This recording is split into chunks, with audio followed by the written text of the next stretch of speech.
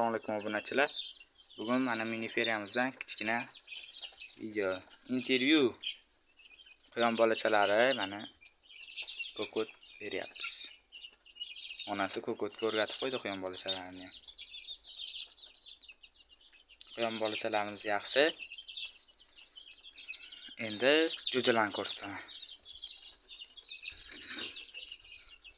Jo'jalarimiz mana jo'jalarimiz.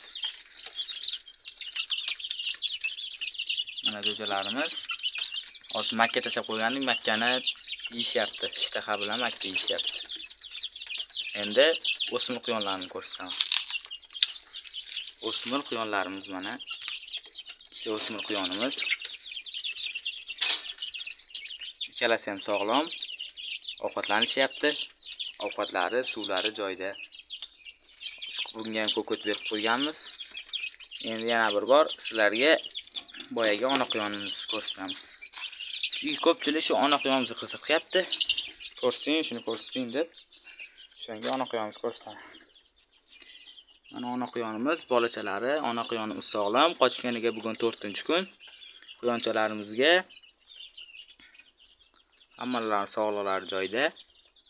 Mana ovqatlari, ko'rimi, bug'doy va makka sindirilganini, makka maydani aralashtirib beryapmiz. Chunki onasi sut emizayapti, unga yaxshi ovqatlardan berish kerak.